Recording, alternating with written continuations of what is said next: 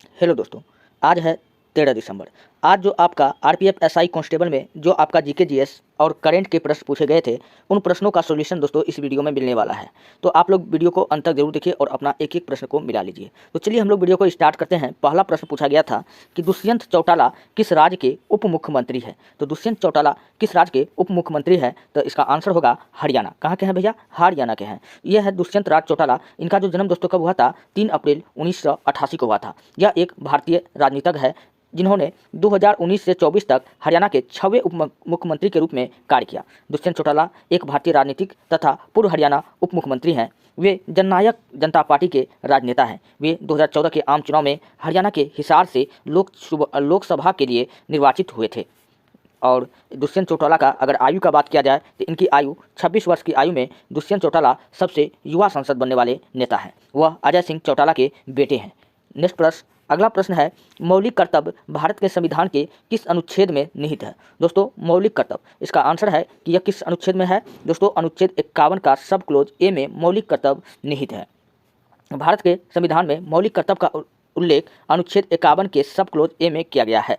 अच्छा, मौलिक कर्तव्य जो है दोस्तों, मौलिक कर्तव्य ये मूल संविधान में मौलिक कर्तव्यों की कोई सूची नहीं है। दोस्तों मूल संविधान में मौलिक कर्तव्य की कोई भी सूची नहीं है। 42वें संविधान संशोधन अधिनियम 1976 द्वारा भारतीय संविधान में मौलिक कर्तव्य को जोड़ा गया। 42वें संविधान संशोधन भारतीय संविधान में भाग 4 का सब क्लोज ए और अनुच्छेद 51 का सब क्लोज ए को जोड़ा गया है। दोस्तों यह जोड़ा गया था स्वर्ण सिंह समिति की सिफारिश पर। मौलिक कर्तव्य को भारतीय संविधान में जोड़ा गया था। कई बार यह क्वेश्चन पूछ चुका है कि मौलिक कर्तव्य किसके सिफारिश पर जोड़ा गया था। दोस्तों स्वर्ण सिंह समिति के सिफारिश पर जोड़ा गया था। संविधान में प्रारंभ में केवल 10 मौलिक कर्तव्य थे। कितने थे? 10 थे। 86वां संविधान संशोधन अधिनियम 2002 द्वारा संविधान में एक और मौलिक कर्तव्य को जोड़ा गया। दोस्तों वर्तमान में भारतीय संविधान में 11 मौलिक कर्तव्य हैं। कितने हैं? 11 हैं। मौलिक कर्तव्य के विचार को रूसी संविधान से ग्रहण किया गया है। अच्छा, मौलिक कर्तव्य कहाँ से लिया गया है? ये रूस के संविधान से लिया गया है। अच्छा, मूल कर्तव्य पूछेगा तो ये यूएसए के संविधान से लिया गया है। और मूल अधिकार जिसको हम लोग कहते हैं, मौलिक कर्तव्य प्रकृति में अन्यायोचित होते हैं। नेक्स्ट, अगला प्रश्न पूछा गया था कि 2023 में मध्य प्रदेश सरकार द्वारा किसे लता मंगेशकर पुरस्कार से सम्मानित किया गया था। दोस्तों 2023 में मध्य प्रदेश की सरकार द्वारा लता मंगेशकर पुरस्कार किसको मिला था? के.एस. चित्रा को। किसको मिला था? के.एस. चित्रा को। वर्ष 2023 के लिए पार्श्व गायिका सुश्री के.एस. चित्रा को राष्ट्रीय लता मंगेशकर पुरस्कार से सम्मानित किया गया था। नेक्स्ट, मुख्यमंत्री डॉक्टर यादव ने समारोह में वर्ष 2022 के लिए संगीत निर्देशक श्री उत्तम सिंह जी को नेक्स्ट है, मुख्यमंत्री ने श्री सिंह एवं सुश्री चित्रा का सौल सिफल प्रशस्ति पत्र एवं 2 लाख रुपये से सम्मान राशि का चेक भेंटकर इन्हें सम्मानित किया गया था। नेक्स्ट है, मुख्यमंत्री डॉक्टर यादव ने कहा कि राष्ट्रीय लता मंगेशकर सम्मान अलंकरण समारोह से सुप्रसिद्ध संगीतकार श्री उत्तम सिंह एवं पद्मश्री से सम्मानित पार्श्व गायिका सुश्री के एस चित्रा की स्वर साधना को यह सम्मान प्रदान करते हुए वे गौरवान्वित महसूस कर रहे हैं। उन्होंने कहा दोनों कलाकार संगीत के विश्वविद्यालय के रूप में हैं। मुख्यमंत्री डॉक्टर यादव ने कहा कि लता मंगेशकर सम्मान समारोह प्रतिवर्ष आयोजित किया जाए। नेक्स्ट प्रश्न पूछा गया था, महिला आंचल पुस्तक के लेखक कौन है। दोस्तों बिहार के कवि हैं। कौन है? फणीश्वर नाथ वेणु जी। ये है महिला आंचल के लेखक हैं। तो महिला आंचल के लेखक कौन है? फणीश्वर नाथ वेणु, जिनका जन्म सिमराहा में हुआ था। और फणीश्वर नाथ वेणु की अगर कुछ रचनाएं की अगर बात किया जाए तो इनका जो उपन्यास है कौन कौन है दोस्तों? फणीश्वर नाथ वेणु जी का उपन्यास महिला आंचल, प्रति परिकथा, जुलूस दीर्घ तपा, कितने चौराहे, पलटू बाबू रोड। और इनकी कथा संग्रह की बात किया जाए तो एक आदमी, रात्रि की महक, ठुमरी अग्नि खोर, अच्छे आदमी, रिपोर्टाज, ऋण जल धन जल। और इनकी कहानियाँ की बात किया जाए तो मारे गए गुलफाम, तीसरी कसम, एक आदमी, रात्रि की महक, लाल पान की बेगम, पंच लाइट, तबे एकला, चलो रे और ठेस। ये याद आपको, लाल पान की बेगम और ठेस कई बार पूछा गया है। तीसरी कसम, ये सब आपको याद रखना है। चलिए, ज्योतिबा फुले किससे संबंधित थे। दोस्तों ज्योतिबा फुले किससे संबंधित थे? तो ज्योतिबा फुले सत्यशोधक समाज की स्थापना की थी। किसका की थी? सत्यशोधक समाज की स्थापना की थी। दोस्तों नेक्स्ट पर जाति विरोधी आंदोलन, हाँ ये जाति विरोधी आंदोलन भी चलाई थी, ये भी बात आपको याद रखना है। और 11 अप्रैल 1827 को जन्मे महात्मा ज्योतिराव गोविंदराव फुले, जिन्हें ज्योतिबा फुले के नाम से भी जाना जाता है, एक भारतीय सामाजिक कार्यकर्ता, विचारक, जाति विरोधी समाज सुधारक और महाराष्ट्र के लेखक थे। उन्होंने भारत में प्रचलित जाति प्रतिबंधों के खिलाफ आंदोलन का नेतृत्व किया और इस तरह जाति विरोधी आंदोलन से जुड़े। उन्होंने ब्राह्मणों के वर्चस्व के खिलाफ विद्रोह किया और किसानों और अन्य निम्न जाति के लोगों को अधिकार के लिए संघर्ष किया। नेक्स्ट है फुले ने, ज्योतिबा फुले ने अपने अनुयायियों के साथ 1873 ईस्वी में सत्यशोधक समाज का गठन किया, जिसका अर्थ था सत्य के साधक, ताकि महाराष्ट्र में निचली जातियों के लिए समान सामाजिक और आर्थिक लाभ प्राप्त किया जा सके। नेक्स्ट है बेहदी नखलम उत्सव मुख्य रूप से किस राज्य में मनाया जाता है। दोस्तों बेहदी नखलम उत्सव किस राज्य में मनाया जाता है? ये मेघालय में मनाया जाता है। कहाँ मनाया जाता है? मुख्य रूप से मेघालय में। मेघालय राज्य में मनाए जाने वाले सबसे महत्वपूर्ण त्योहारों में से एक उत्सव है, कौन है? बेहदी नखलम है। वाक्यांश दृष्ट आत्माओं महामारियों विषुचिका के राक्षसों को दूर भगाए शब्द बेहदी नखलम का क्या होता है? अर्थ होता है वर्षा ऋतु से पूर्व जो रोपण ऋतु के अंत को भी चिन्हित करता है। यह मनाया जाता है, इसी टाइम में मनाया जाता है। यह फसल उत्सव देवताओं को प्रसन्न करने और भरपूर फसल सुनिश्चित करने के लिए मनाया जाता है। यह लगातार 4 दिन तक मनाया जाता है। यह उत्सव कितने दिन तक मनाया जाता है? 4 दिन तक मनाया जाता है। और करंट से आया था कि नृत्य में पद्म श्री किसको मिला था। दोस्तों करंट अफेयर से आया था कि पद्म श्री किसको मिला था, तो इसका राइट आंसर हो जाएगा हाँ, इसका राइट आंसर आप लोग देख लीजिएगा। क्वेश्चन पूरा ऑप्शन हमको नहीं पता है, नहीं तो हम बता देते। नेक्स्ट है विनोबा भावे का संबंध कहाँ से है। तो विनोबा भावे का जो संबंध था दोस्तों, ये महाराष्ट्र से है। कहाँ के हैं? और महाराष्ट्र से हैं। इन्होंने कौन सा आंदोलन चलाया था दोस्तों? दक्षिण भारत में भूदान आंदोलन चलाया था। कौन सा चलाया था? भूदान आंदोलन चलाया था। विनोबा भावे का संबंध महाराष्ट्र के रायगढ़ जिले से गोगड़े गाँव से है। इनका जन्म 11 सितंबर 1895 को हुआ था। विनोबा भावे एक विद्वान, विचारक, लेखक, वक्ता और कई भाषा के जानकार थे, यानी वे भाषाविद थे। वे कई भाषाओं पर अच्छी पकड़ रखते थे, जिनमें मराठी, कन्नड़, गुजराती, हिंदी, उर्दू, अंग्रेजी और संस्कृत की भाषा शामिल थी। वह अनुवादक भी थे और उन्होंने संस्कृत के ग्रंथों को आम आदमी तक पहुंचाया। 11 सितंबर 1895 को महाराष्ट्र के गोगोडे में जन्म विनोबा भावे नरहरि, शंभूराव और रुक्मणी देवी की सबसे बड़ी संतान थे। नेक्स्ट प्रश्न है भारत के संविधान के अनुच्छेद 74 का सब क्लोज ए में क्या है। दोस्तों 74 का सब क्लोज 1 में क्या है? राष्ट्रपति को सहायता और सलाह देने के लिए प्रधानमंत्री के साथ एक मंत्रिपरिषद होगी। हम लोग जानते हैं कि मंत्रिपरिषद का मालिक कौन होता है? प्रधानमंत्री होता है। कौन होता है? प्रधानमंत्री होता है, जो अपने कार्यों के प्रयोग में ऐसी सलाह के अनुसार कार्य करेगा। नेक्स्ट अनुच्छेद 74 का सब क्लोज ए में कहा गया राष्ट्रपति को सहायता और सलाह देने के लिए प्रधानमंत्री के साथ मंत्रिपरिषद होगी, जो अपने कार्यों के प्रयोग में ऐसी सलाह का अनुसार करेगा। इसलिए अनुच्छेद 74 प्रधानमंत्री के साथ मंत्रिपरिषद की स्थापना करता है। और ये मंत्रिपरिषद की बात करता है कौन? अनुच्छेद 74। प्रधानमंत्री राष्ट्रपति को सलाह देता है, जो अपने कार्य को करते समय सलाह के अनुसार कार्य करता है। भारतीय संविधान का अनुच्छेद 52 दोस्तों राष्ट्रपति के पद के बारे में बताता है। राष्ट्रपति की स्थिति से संबंधित है, यानी राष्ट्रपति के पद के बारे में बताता है। और वो यही बताता है कि भारत में एक राष्ट्रपति होगा। दोस्तों राष्ट्रपति जो होता है भारत का प्रथम नागरिक होता है। अनुच्छेद 52 राष्ट्रपति को भारत में राज्य प्रमुख के रूप में स्थापित करता है। और अनुच्छेद 53 दोस्तों, अनुच्छेद 53 क्या है? अनुच्छेद 53 जो है राष्ट्रपति को सारी कार्यकारी शक्ति छीन लेता है। और अनुच्छेद 53 कहता है कि राष्ट्रपति अपनी शक्ति का प्रयोग अपने अधीनस्थ अधिकारी द्वारा चलाएगा, अर्थात मंत्रिपरिषद द्वारा चलाएगा। हम लोग जानते हैं कि मंत्रिपरिषद का मालिक कौन होता है? प्रधानमंत्री। इसलिए हम लोग देखते हैं कि भारत में जो भी फैसला होता है तो कौन लेता है? प्रधानमंत्री लेता है। गालियों राष्ट्रपति को थोड़ी देता है कोई, प्रधानमंत्री को देता है, क्योंकि जो भी काम करता है कौन करता है? पीएम तो करता है। नेक्स्ट है अकबर का दीवान किस विभाग का प्रभारी था। दोस्तों अकबर का दीवान किस विभाग का प्रभारी था? तो वो राजस्व और वित्त विभाग का प्रभारी था। मुगल काल में दीवान या वजीर राजस्व और वित्त विभाग का प्रभारी होता था। अकबर के शासनकाल में दीवान पद पर कई लोग रहे, जिनमें मुजफ्फर खां, तड़पती, राजा टोडरमल और ख्वाजा शाह मंसूर आदि शामिल थे। अच्छा, टोडरमल का क्या लगाया था दोस्तों? अकबर के समय में जो है भूमि बंदोबस्त प्रणाली सबसे अच्छा था, और इसको लगाने का श्रेय किसको जाता है? टोडरमल। और ये किसका कॉपी किया था दोस्तों? शेरशाह सूरी का कॉपी किया था। ये बात आपको याद रखनी है। राजा टोडरमल अकबर के शासन के दौरान वित्त मंत्री के रूप में काम किया करते थे। दीवान शब्द फारसी का है और खलीफा उमर के समय मुसलमानों ने इसका इस्तेमाल खजाना विभाग के लिए किया था।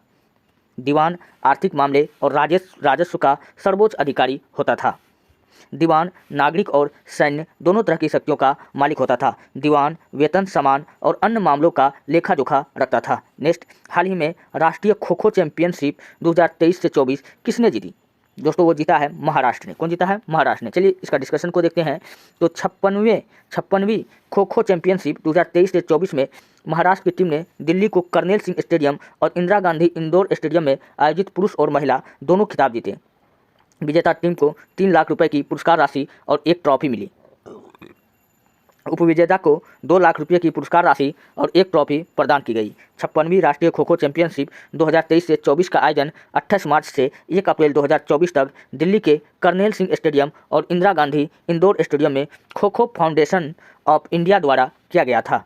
पुरुष वर्ग में 37 टीमों ने भाग लिया, जिनमें 8 समूह में विभाजित किया गया था। इसी प्रकार महिला वर्ग में भी 37 टीमों ने भाग लिया, जिन्हें 8 समूह में विभाजित किया गया था।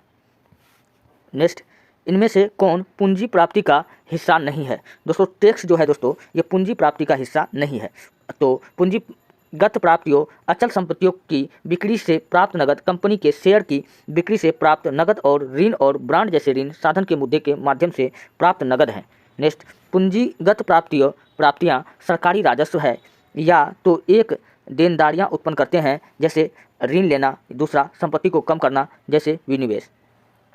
एक पूंजी प्राप्ति तब होती है जब सरकार दायित्व उठाकर या अपनी संपत्ति बेचकर धन जुटाती है। राजस्व प्राप्तियाँ सरकारी प्राप्तियाँ हैं जो नंबर 1 दायित्व को नहीं बढ़ाती है, नंबर 2 संपत्ति को समाप्त नहीं करती है। ये कर, राजस्व, ब्याज और सरकारी निवेश पर लाभांश, उपकर और दी गई सेवाओं के लिए अन्य सरकारी प्राप्तियाँ हैं। भारत का सबसे लोकप्रिय नृत्य कौन सा है? दोस्तों भारत का सबसे लोकप्रिय नृत्य घूमर है। कौन है? घूमर है। घूमर भारत के सबसे लोकप्रिय नृत्यों में से एक है जो भील जनजाति कहाँ पाया जाता है? मध्य प्रदेश में। इनके द्वारा शुरू किया गया था।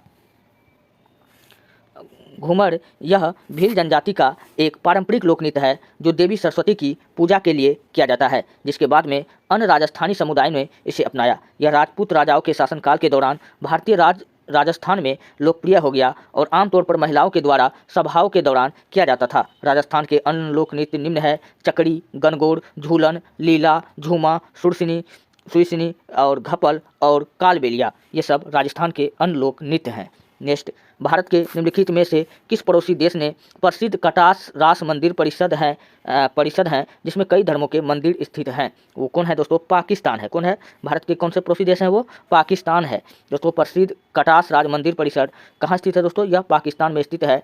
पाकिस्तान के पंजाब प्रांत में चकवाल के पास कटास राज मंदिर को हिंदू शाही राजाओं के युग के बारे में 615 से 950 ईस्वी से माना जाता है। मंदिरों का यह भव्य परिसर राम, हनुमान और शिव को समर्पित है। ऐसा माना जाता है कि महाभारत के प्रसिद्ध पांडव भाइयों ने इस स्थल का दौरा किया था और मंदिरों को, इस परिसर का निर्माण उनकी यात्रा की स्मृति में किया गया था, उनकी यादों में किया गया था।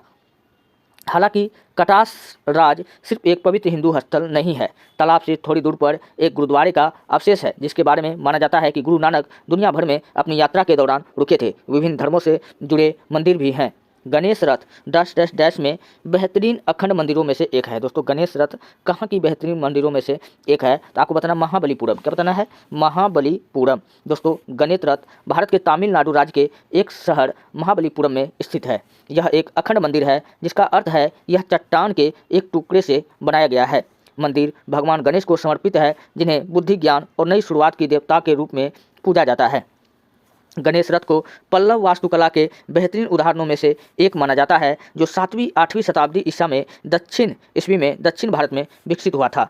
सोमनाथ गुजरात राज्य का एक शहर है और सोमनाथ मंदिर के लिए जाना जाता है जो 12 ज्योतिर्लिंगों अर्थात भगवान शिव के पवित्र निवासों में से एक है। दोस्तों इसी सोमनाथ मंदिर पर मोहम्मद गोरी ने अपना 17वां हमला किया था। 17वां हमला जो उसका सबसे फेमस हमला था और इसी मंदिर को वो लूटा था। और मोहम्मद गजनबी को भारत में बुत सिकन के नाम से जाना जाता है। किस नाम से जाना जाता है?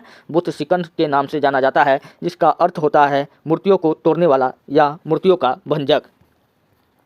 नेक्स्ट है H2SO4 किसका रासायनिक सूत्र है? दोस्तों H2SO4 किसका रासायनिक सूत्र है? Sulphuric acid. इसको हम लोग क्या कहते हैं? Sulphuric acid. दोस्तों सल्फ्यूरिक एसिड का रासायनिक सूत्र H2SO4 है। सल्फ्यूरिक एसिड को आयल ऑफ विट्रियल के नाम से भी जाना जाता है। यह सल्फर, हाइड्रोजन और ऑक्सीजन तत्वों से बना एक खनिज अम्ल है। यह रंगहीन, गंधहीन और श्यान तरल होता है। यह जल में मिश्रणीय होता है। यह एक प्रबल अम्ल है। दोस्तों अगर आपको पीडीएफ चाहिए तो आप जाइए हमारे टेलीग्राम चैनल पर, वहाँ पर ITIHASKI दुनिया 99 लिख करके वीडियो का पीडीएफ प्राप्त कर सकते हैं, नहीं तो डिस्क्रिप्शन में लिंक डाल दिया जाएगा। नेक्स्ट है कि एशियाई एथलेटिक्स चैंपियनशिप 2023 का विजेता कौन है? कौन है? जापान है। एशियाई एथलेटिक्स चैंपियनशिप भारत 27 पदकों के साथ चीन और जापान के बाद तीसरे स्थान पर रहा था। 2023 एशियाई एथलेटिक्स चैंपियनशिप बैंकॉक के सूफा चलासाई स्टेडियम में प्रतियोगिता के अंतिम दिन के बाद भारत 2023 के एथलेटिक्स चैंपियनशिप के पदक तालिका में केवल जापान 16 स्वर्ण और चीन 8 स्वर्ण से पीछे रहकर 6 स्वर्ण पदकों के साथ तीसरे स्थान पर भारत रहा था। भारत ने 2023 एएससी को कुल 27 पदकों, 6 स्वर्ण पद, जिसमें 12 रजत पद और 9 कांस्य पदक के साथ समाप्त किया। भारत के बाहर आयोजित एएससी संस्करण में यह भारत का अब तक का सबसे अच्छा प्रदर्शन था। आर मुथुकन्नमल एक डैश नृत्यांगना है जिन्हें 2022 में पद्मश्री मिला था। वो कौन है दोस्तों? एक सधीर नृत्यांगना है। कौन है? सधीर नृत्यांगना है। अगर इसकी बात किया जाए तो वर्ष 2022 में भारत सरकार ने मुथुकन्नमल को सधीर नृत्य शैली में उनके योगदान के लिए पद्मश्री पुरस्कार से सम्मानित किया गया था। आर मुथुकन्नमल भारतीय राज तमिल की 7वीं पीढ़ी की अनुभवी सधीर नृत्यांगना है। वह 32 देवदासियों में से एकमात्र जीवित व्यक्ति है जिन्होंने विराली मलाई मुरुगन मंदिर की देवता की सेवा की और वह विराली मलाई मंदिर को स्वयं को भगवान को समर्पित करने के लिए पोट्टुकट्टल समारोह आयोजित करने वाली अंतिम महिला है। नृत्य रूप सदिर, जिसे विभिन्न रूप से सदिरट्टम या परथैयार अट्टम या थैबरट्टम कहा जाता है, यह शास्त्रीय भारतीय नृत्य है जिसे 1932 ईस्वी में कृष्णा अय्यर और रुक्मणी देवी अरंडेल के प्रयासों के माध्यम से भरतनाट्यम के रूप में पुनर्निर्मित, संशोधित और पुनर्नामकरण किया गया था।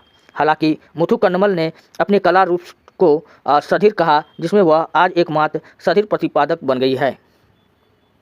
नेक्स्ट, निम्नलिखित में से कौन सा भारतीय संस्कृत शास्त्रीय नृत्य रूप नहीं है? कौन नहीं है दोस्तों? यक्षगान नहीं है। दोस्तों भरतनाट्यम, कथक, कथकली, कुचिपुड़ी, मोहिनीअट्टम, ओडिसी, सत्रिया, मणिपुरी मान्यता प्राप्त भारतीय शास्त्रीय नृत्य है। यक्षगान एक पारंपरिक क्या है दोस्तों? लोक नृत्य है जो तटीय कर्नाटक जिलों में लोकप्रिय है। यह नृत्य संगीत गीत, विद्वतापूर्ण संवादों और रंग बिरंगे परिधानों का दुर्लभ संयोग है। यक्षगान का अर्थ यक्ष अर्थात आकाशीय गान होता है।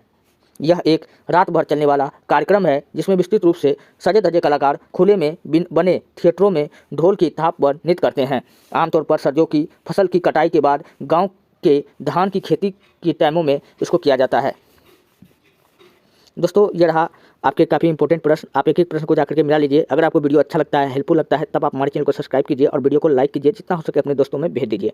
अगर आपको वीडियो संबंधित पीडीएफ चाहिए तो आप जाइए हमारे टेलीग्राम चैनल पर। वहाँ पर आप इतिहास की दुनिया ITIHASKI दुनिया 99 लिख करके वीडियो के पीडीएफ को प्राप्त कर सकते हैं। मिलते हैं नेक्स्ट वीडियो में। धन्यवाद।